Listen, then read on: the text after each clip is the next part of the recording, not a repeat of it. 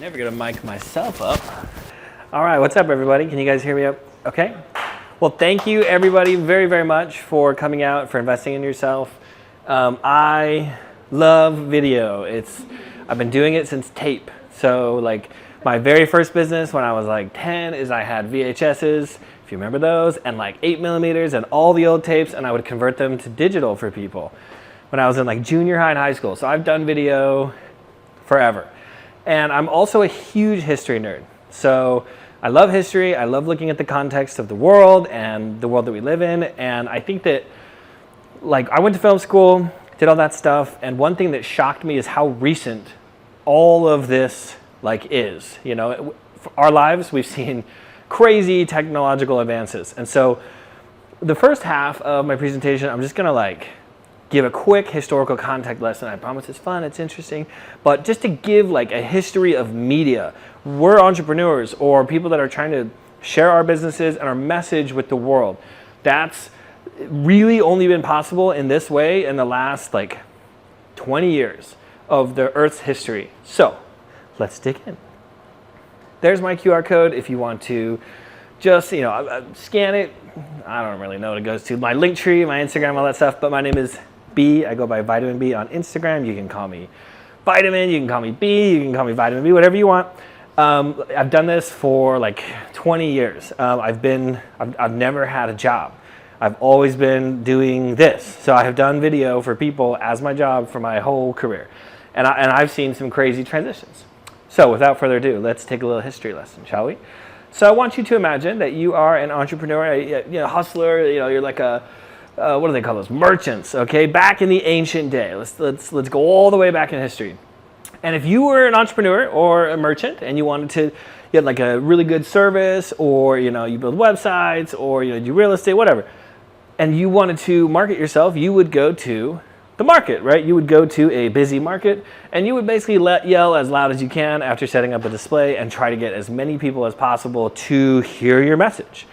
And for most of human history, your voice was it. Like yelling to get your message across was it. That was as far as a person like you or me could share their message. So let's say we've got this nice little ancient merchant and he sells potions, okay? He's got different colors, different types of potions. Like us, he's an entrepreneur, he believes in his product. Maybe it makes you stronger, taller, more beautiful, whatever, right? And so he's trying to sell as many of these as possible because he knows that it's gonna help all these people.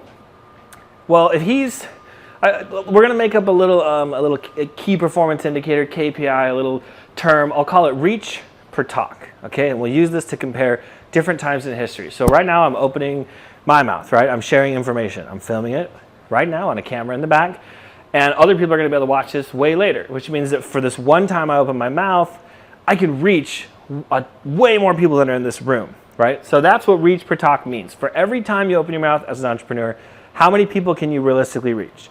So if you're our potion hustler, all right, you're in the streets, maybe if you yell as loud as you possibly can, maybe you're going to get 100 people, right, that could listen to your potions. They maybe want them. Maybe 1% actually is going to buy. So you have to yell all day long to sell a lot of potions. And like I said, for 98% of human history, 99, this is it. This is what you got. But then something happened. In 105 AD in China, paper was invented for the very first time. Okay, pre-paper, it was talking, or like hieroglyphs or something, right? So when paper was invented, they did it because the government, the emperors in China, they wanted to know how much money people owed them for taxes. And so they invented paper so they could go around and efficiently keep track. But then scholars were like, well, hold on, maybe I could, write down some of my profound thoughts. And then artists started drawing those cool Chinese mountains we've all seen. And before you know it, right, paper was suddenly being used as a medium to share your message. And that's pretty cool. The problem was, if you wanted to share a book or a message, you had to literally write the book. Like if I wanted to share my feelings with somebody, I had to write the whole thing and then physically gift it to them with like a quill or something, an ink.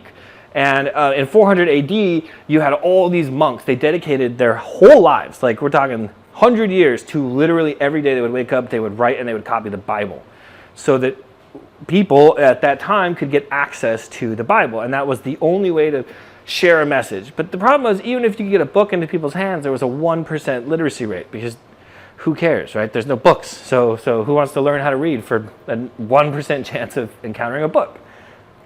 But then the printing press came out, and this was these big machines, right, that would suddenly allow you to and use ink and put letters in a certain spot and actually copy books over and over and over. That was 1,000 years later.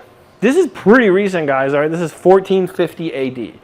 So now you've got books that can actually be like mass produced, right? So newspapers kind of start to show up around this time in their, archaic forms, right? Actual distribution of media getting it in people's hands, sharing a message, but 5% of the people could read. So even if you could hand it out to everybody, most people did not have education like we all do.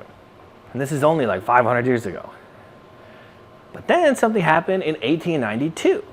And the camera, the video camera that was able to capture continuous images, basically video is just like the video that I'm filming right now, it's 30 pictures every second. That's how video is. It's literally just pictures per second, right? And so they're able to crank it, and they're able to, back in the day, they were able to roll the film, right? And they were able to basically create video that had multiple pictures per second. And very, very quickly, Thomas Edison was actually one of the founders of the camera. He invented electricity and light bulbs and all that stuff, but he also had a big hand in inventing the camera. And they realized very quickly that this could be huge for entertainment, for spreading a message, right, for opportunity. So very, very quickly, like right around this time, a bunch of, they call it the Big Five big studios. You got like Warner Brothers, Fox, all these big studios. They went to California. They picked it. They're like, we're going to go here. We're going to create this thing called Hollywood, and we're going to make a lot of movies. And they picked California for one main reason: the weather. You can literally make movies every single day, just like here. It's another reason why Hawaii is an incredible place to live, because you can film anywhere, anytime. And that was why they brought everybody from the rest of the world to come to Hollywood so they could start making movies. And they realized something pretty crazy about movies and about this kind of media. For the first time, so I want you to imagine you're in this old, movie theater and you're watching John Wayne shoot people on a screen and deliver these awesome lines, okay? John Wayne is now reaching 150 people per talk every time he delivers that line, because that's the average movie theater seating, is 150 even to this day. However, he's reaching that many people times 50, because you've got 50 different theaters across the world that are playing that. And the craziest part is that he's chilling poolside. He's not even there. And so suddenly with Hollywood and with the advent of movies, people realized that you could reach 7,500 people every 2 hours while just chilling in your pool if you're John Wayne. That's 150 times 50. He's not even there. So his reach per talk is suddenly huge. And because of that, he got famous. Money started rolling in, right? Everybody wanted to hang out with John Wayne. And this new age of fame was really born. The ability to deliver a message to thousands of people simultaneously without being physically present is a godlike power. Okay? Being able to, how else do you do it? For most of human history, you could not do this. And so thus the new age of fame was born, right? Now, movie stars, this is a very, very new concept for us, right? They are famous because they figured out that reach per talk was multipliable when you use the power of video. And so now they're making all this money, and maybe they work 2% of the time, like these actors nowadays, and then they just get it chill for the rest of the time because that's the power of video. However, okay, there were some pretty bad dudes on shady people that understood the whole 1900s that this was such a powerful tool. Video had the ability to literally change the world. And so they gatekept it. I'm sure you've all heard of your Weinsteins, right? This is possible because the power of video is so strong, right? When you can get your face out there in front of thousands and thousands and thousands of people without being there, that does the world for you and your message. And so, there's been a lot of evil men in history that have taken advantage of that. They've gatekept the power of video and this access. There's two traditional groups that have done this. Hollywood, your big executive producers, they didn't want people like us to be able to run around and make videos, right? That's their power. They can literally tell whatever story they want in the screens. So there's the Hollywood guys. And then you have government. forever. I mean, for all of the 1900s, government used video and the power of video as propaganda. One of the very first things they show you when you go to film school is this documentary made about Hitler. And it was made like right at the very, very, very beginning of his, it's called the Arc to Triumph, I believe. It's in German. But it basically shows Hitler in this pretty sweet plane. Like, he hired this female documentarian filmmaking lady. I don't remember where she was from, but she was amazing. One of the very first ever. So she followed him around with her crank camera. She films Hitler land in this plane, walk off the plane, get in a car, go through a parade, and everyone's losing their mind. In the video, they're like, "Whoa, Hitler!" Like, they're freaking out. They're so excited, right? And then they clip all that together to make it look like he lands and he's going through this parade, and they put inspirational music, and then they sent that out. They packaged it. They sent it to all of Germany. What do you think happened, right? Like, overnight, this guy became insanely famous because of that documentary. Now, most people don't know, it was only like 10% of the people were happy to be there. The rest were like paid to be there and to wave. Who cares? Doesn't matter. The power of video that was gatekept, think about how he changed the world using the power of video. He would have never gotten famous without that documentary. So, forever, since it was invented in the 1900s, people have gatekept this technology. But then in 1976, I bet a lot of us were here or around during that time, the computer was invented by a man named Steve Jobs in his garage. And in the last few years, the computer has gotten a lot smaller, right? These are literally just tiny computers with crazy processing ability, and it all started right here. And with the computer being invented, the personal computer, suddenly then comes the internet and all of the things that we've seen in our life that allow us to share our lives. In 2004, Facebook came out. I bet most of us in this room were here in 2000, I would hope, 2004. Okay, this is our lifetime.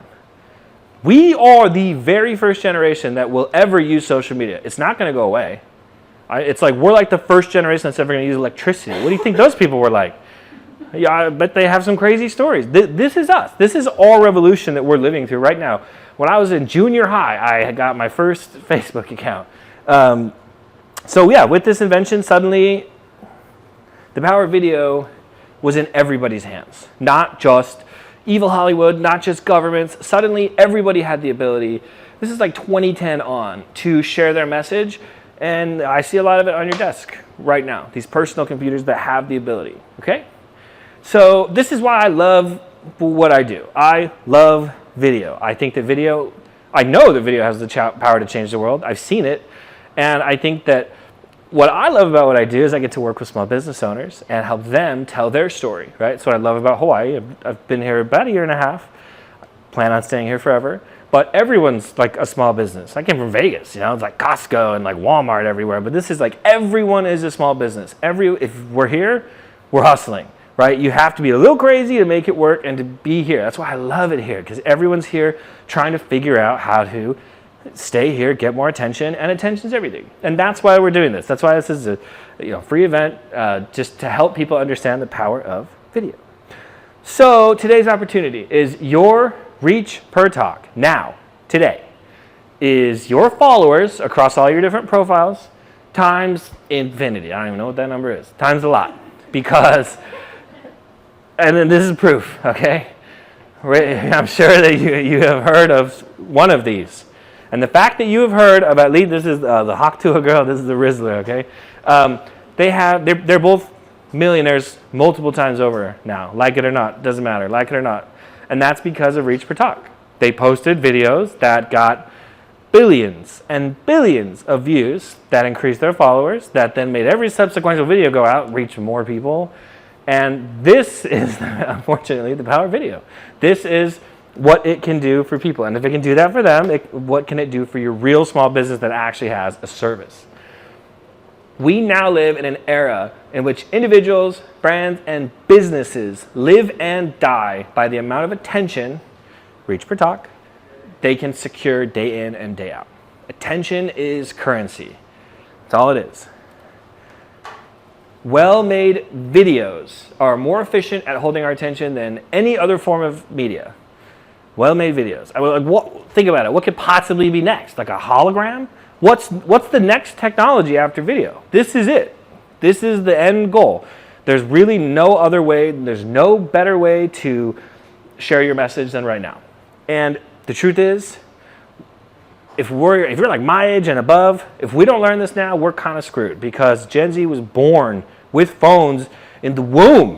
They've got them. They were scrolling there. And so if we don't learn, they know how to do all this stuff like with their eyes closed. So for us, if we don't learn how to leverage this as like business, because I say this nicely to Gen Z and whatever, Gen A, but we got the pre-internet work ethic hustle. We remember those days. You know what I mean? But then we have the tools of the internet. This is the great bridge. We get to basically lay the precedent of how this is going to go for everybody, right? And so that's why I'm passionate about this. Earlier, Dana talked about, she said, done is better than perfect. So there's a reason why all of you are sitting here. When you think about posting a video, there's a reason why all of you feel like you suck or it's not going to work. It's called the film assumption, or at least that's what I call it. Okay, so for the first 100 years that film was here, in the movie, if you work on movie sets, everything has to be perfect. Everything has to be perfect, right? If they have like 20 dudes just to like make sure that the makeup is, or not dudes, women, to make sure that the makeup is right. They got 20 dudes running the cables, to make sure that the lighting is the exact perfect thing, right? If a fleck of dust lands on the screen, they're like, cut, right? You've all seen it. It's over. It has to be perfect. That was the Hollywood assumption. They would literally spend millions and billions of dollars on tons of different people, on whole crews of people. If you've been on a movie set, it's like this, all right? On a movie set, just so you guys know, like I'm like 5 jobs, right? Like I'm just a normal creator like you guys, but the fact that I'm like asking the question, that's one job. Holding the camera, that's another job. Flying the drone, editing, and whatever, right? So like there's so many different jobs that we all have to do nowadays, and we feel like we have to do them perfectly because of the film assumption. But the film assumption is wrong, okay? And that's what I want all of you to understand. There's data and there's science to back this up. It's called YouTube. YouTube, what do you think the average budget for a YouTube video is? What, like 20 bucks? Zero? Like if you average everything out, it's like nothing, right? However, YouTube gets 1 billion hours per day of viewership. That's double Netflix, and that's double any other streaming platform. What do you think the average Netflix budget is? Hundreds of millions of dollars. And all those people, right, just to fuss over every little shot to make it perfect. So the film assumption, I mean, don't get me wrong. Well-made like videos, like shows are cool. They're valuable. But it's not like just because I'm sweating a little bit, like you don't want to watch me talk, right? Like because imperfection is okay. And that's what people like. People prefer real over all that made up. We kind of all stopped trusting teleprompters anyways during COVID. Let's be real, right? So like scripts and all that stuff. Like nobody wants that. And YouTube is literally proof that the world is moving in this new direction of they want to hear your voice, not act. We're not actors. There's a reason why it's a paid job, right? Every time I mic somebody up, I'm like, you're not an actor. And I know that. I'm not an actor. But we have to do this or else we're screwed because Gen Z is coming, right? Okay. So now that I've explained all the history and all that stuff, I'll do one more little historical story, and then I promise I really will teach you how to make cool videos. So, Revolutionary War.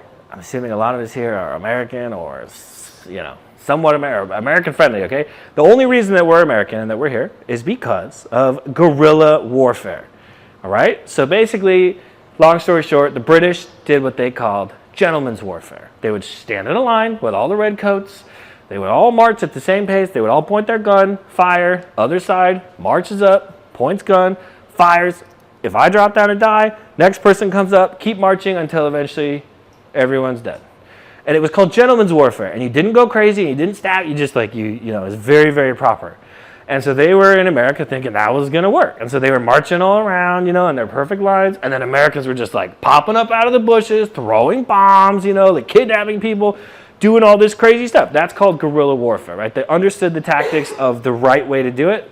And then they kind of used it against them to win.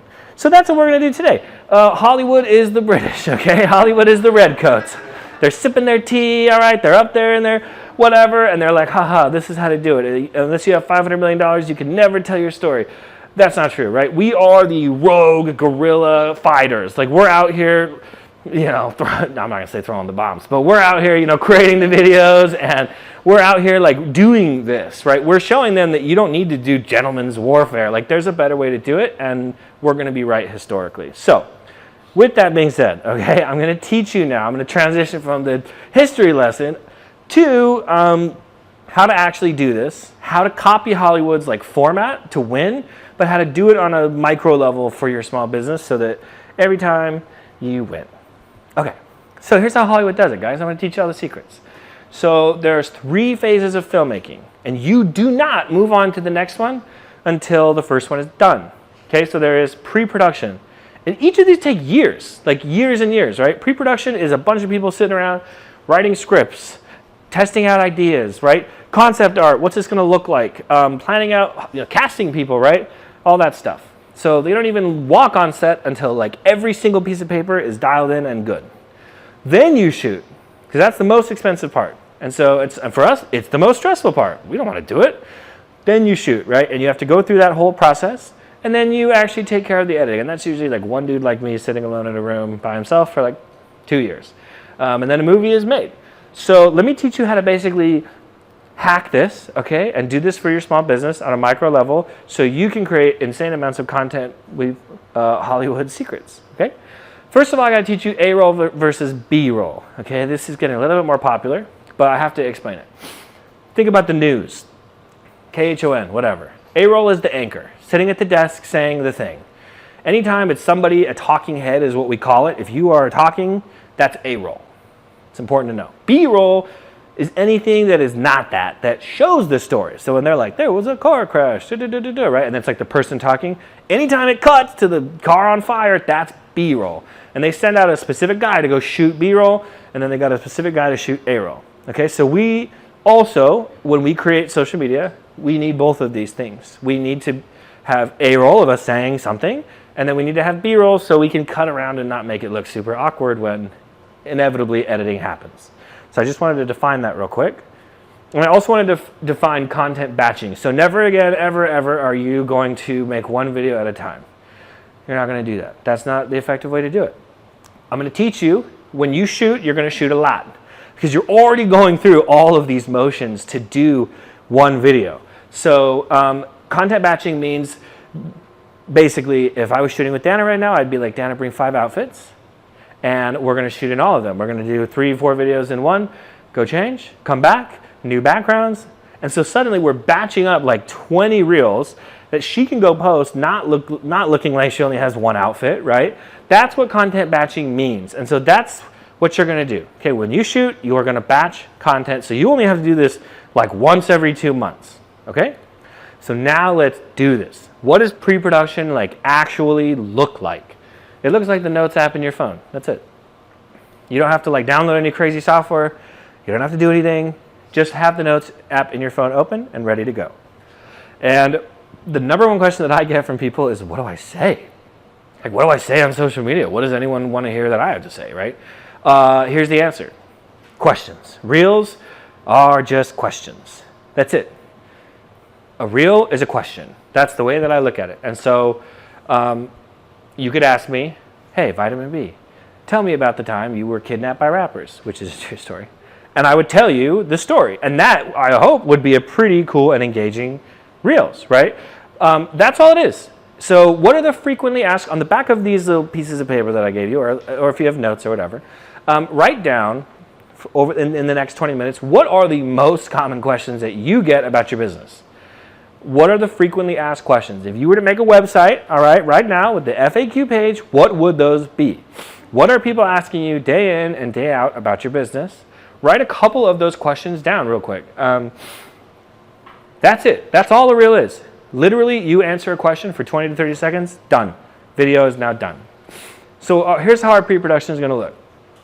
In your Notes app, you're going to make a list of 10 to 15 questions that are going to prompt great conversation, right, from yourself. What are some questions you can ask, or someone can ask you? And then what's the B-roll that you're going to need to complement your A-roll? In this case, your A roll is you just talking about whatever and answering the question. And the B roll is like what Johnny right now, you see him over there, he's shooting B roll of me. So when I'm making my videos for my Instagram in the future and I talk about an event I'm going to do, I will probably use this exact clip of showing all of you sitting here and showing me talking. This is B roll that he's shooting right now. And that is A roll, if that makes sense, because I'm actually mic'd up speaking into that camera. That's the difference. Okay. And then you're going to plan which outfits you're going to bring. So we're all multifaceted people, right? Some of us are like realtors and then club promoters, and we do a bunch of different stuff. So if you're going to talk about multiple aspects of your brand, just plan a couple outfits for, which reels. Okay, for these 5, I'm going to wear this one. For these 5, I'm going to wear this one. That's it. Once you have a list of 15 questions in your notes app with some outfits, congratulations. Your pre-production is now done and you're ready for a killer shoot. When you shoot, all you need is your phone and a lapel microphone. Okay? I am wearing one right now that goes in there. I will also use one in a minute. They look like these. If you open up your Facebook Marketplace for 15 bucks, if you search wireless lapel, they basically have one receiver which plugs into your phone at the bottom, and then they have a microphone. The microphone goes on me. The receiver just puts the audio straight into the phone. So that way, like Johnny's over there filming me, he's probably not going to be able to hear me on the phone, right? Because I'm pretty far away. If he had the lapel directly from here into there, he's good. So those are, like I said, $15 to $100. This is $100. These are like the highest professional end that I use. And you don't need this crazy. Okay, so go on Marketplace, you'll find a bunch of these. That is all you need to do it like perfect. Now you can do it without these. Just stand really close, okay? Just stand like pretty close to the person so you can make sure you pick all the audio and talk loud. Okay, so let's talk about the shoot. So now we get to your actual shooting. It's pretty easy. Dana, I'm gonna use you real quick as an example, and then I'll pull somebody. Okay, here's what it looks like, guys. So I have my list of 15 questions, and I'm gonna point my camera, and I'm gonna say, hey, Dana, my first question is, why do you like life coaching? Perfect. 20-second answer. Done. That's it. And I'm going to say, perfect. Come sit over here now. Next question on your list. Why do you like speaking at events? 30 seconds. Done. And I'm going to do that one more time. And then I'm going to say, great, go change your outfit. Because we just got 3, and I don't want it to look like, you have one pair of clothes.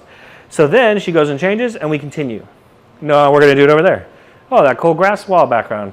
Next question. That's it.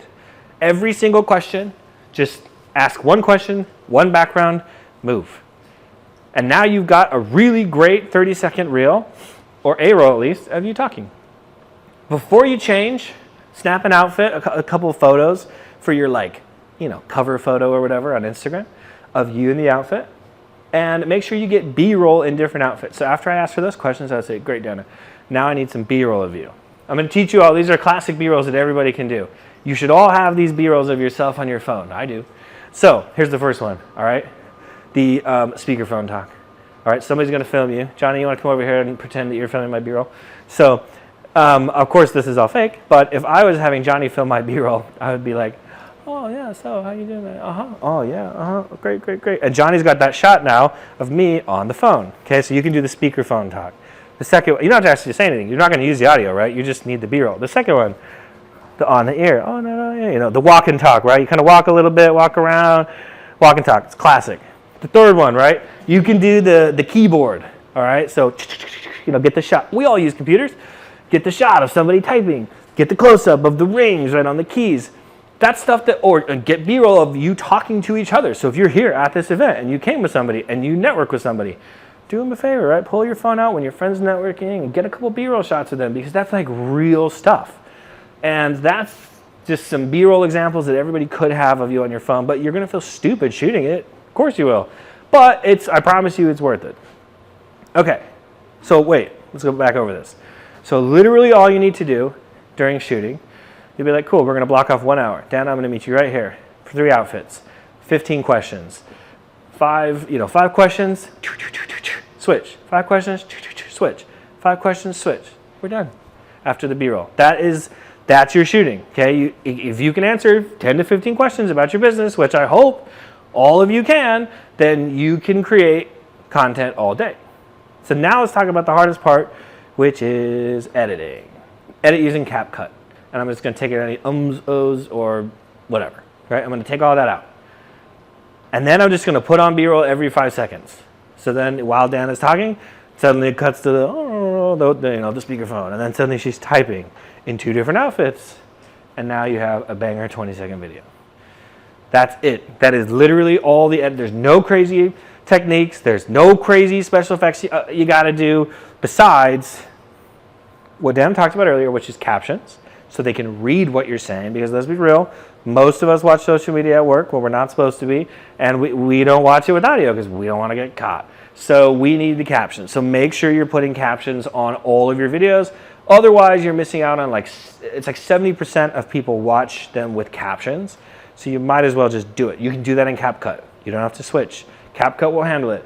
Keep the reels under 40 seconds. I used to think that I was like doing my clients a favor. If they spoke for 2-3 minutes, I thought I was doing them a huge favor by making the video like 2 or 3 minutes. I'm not, right? The algorithm will kill it if it's like longer than 40 seconds. The goal is to be concise, which is why I'm saying one simple question is 1 reel. That's it. And then music can add like emotion and impact. And so many AI programs now, you can just like, it's crazy. You can type in the vibe you're going for and it will generate music for you directly onto the video. I want this to be epic, like whatever, like I'm charging into battle, and it'll just add it for you, and now you've got like 10 times more impact. So that's it. That's how to edit. Drop it down, just take out the imperfections, B-roll every 5 seconds, good to go. The last few things that you can do to increase your reach per talk multiples, okay? So if you really want to you've got this great video, you just made it, you want to blow it out of the water, okay? You can collaborate. This is a new feature that came out in the last 3 years. New feature to social media that totally changed the game of everything. Let me tell you why. Back in the day, if you wanted to be on a screen, you had to do it through a network, right? Fox, KHON, CNN, they've all built viewerships and networks over time. We have audiences, right? They have audiences. Each of us individually, even if it's 1, even if it's 100 billion, we all have audiences on social media, right? So when you collaborate, it allows you to share a post with somebody else. If you are here, I'm assuming you saw a video that me and Dana shot right here like a month ago. And we collaborated on it. It was me, Dana's account, and then Hawaii Coworking's account. Raise your hand if you came here because you saw it from my post, if you would know. Cool. Raise your hand if you saw it from Dana's post. Raise your hand if you saw it from Hawaii Coworking's post. Cool. So these are, as you can see, the power of sharing audiences, because we want everybody here. So there are different people that'll come from different audiences. So if 2 people are in a video, both talking about something, you are promoting each other and sharing it to all of your audiences. If I got 5,000 followers and you have 5,000 followers, now it's reaching 10.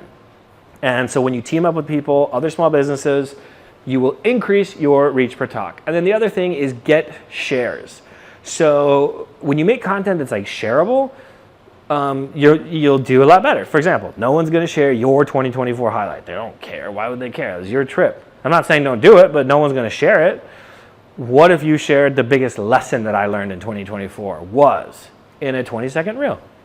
That is shareable, right? Because then it's suddenly people, you're like, oh man, I want to share that wisdom. So those are the 2 things that you can do when you're posting it or whatever that will help it get more reach per talk. So now I want to show you guys a case study. All right, let's roll it back to the market. So now we're going back to the market, the same dusty market as before. But instead of the Potion Master, we've got my boy Justin. Has anybody ever eaten Earl sandwich? You guys know who that is? All right, cool. It's the best. So Justin's a client of mine. When I first started working with them, they had less than 20,000 followers, and he's like, I don't know exactly what I need, but I just need more. He needed more attention, right? So now he's got over 31,000 and growing. So this is our little case study, right? So you got Justin. He's a sandwich slinger. He doesn't sell potions. He sells subs. He goes into the market, and he wants to sell out. But instead of just yelling all day, he was smart, and he built a social media following first. So he did a post saying, what's up, guys? I'm here. I got my sandwiches, the roast beef. They're really, really good. And a lot more people than 100 saw it, okay? So the reach per talk is the 31,000 followers that he's already got times the 9,000 times this was shared. That's the reach per talk, okay? So these are real videos. These are his top, I've made him hundreds of videos, but these are his top 3 performing that he made, all right? He's talking about how to cut cucumbers in this video. That's it. He got 100,000 people that saw that. And he got a lot of followers. So this he's like, here's how to cut a cucumber without slicing your finger off. Like, it's really a simple video. It's a single shot. There's not even B-roll. This one's about pans, man. The 1.8 million, he's teaching people about pans. It's not like a revolutionary piece of content. And that reached 1.8 million people. Guys, there's only 1 million people on Oahu. He taught double that about pans. Like, that's insane. And then this is him saying, I'm a sandwich nerd. I love sandwiches. That's the one on the right with 51,000 people. So I'm just going to give you a quick, like, this is the real power of a small business using social media and utilizing reach per talk and the power of video. That's 50,000 people. That's a lot of people. That's his worst reel. That's 100,000 people. And let's check out 1 million people. Okay, it's just a lot of people. It goes on, and that's a ridiculous amount of people. You can't even see the end of it, okay? He reached double that teaching them about pans. It increased his followers. It increased his business. A lot of you probably saw that video. You may even know what I'm talking about. And that's the power of video. So I hope you're fired up. Okay, I hope you understand, like, do not waste the opportunity that history has given you, okay? Because what would your ancestors do, right? If they were born into like a peasant household and they had no shot at anything and they were homeless, what if they could share their message? You know, what if they could do something?